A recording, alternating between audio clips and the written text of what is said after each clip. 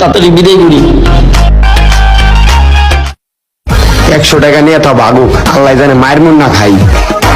হয়তো এই জায়গায় মেন কারিগর কে? ও চুল কাটাইবেন?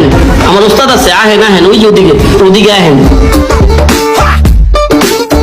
ওস্তাদ চুল কাটাইবো, স্যার বল। বসেন ভাই। দাঁড়া, আমার চুল সেই রকম একটা কাটিং দিতে হইব। সামনে ঈদ, সবাই যেন আমার দিকে তাকায় থাকে। মনে করবি তুই সাইডটাতে এমন ভাবে কাটবি, গুড়া করে দিবি, আর এই চুলটার উঠা দিবি যেন মনে হইব মাঝখানটা নেইমারের মতো। সুস্থ?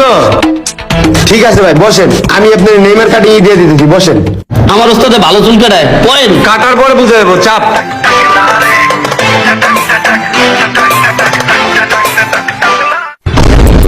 আল্লাহ গো, উনারে বলে নেইমার কাটিং দিব, মাথায় তো চুলই নাই। ভাই রে ভাই, কি নেইমার কাটিং দিব, এত চুলই নাই, পুরো স্টেডিয়াম কাতারের।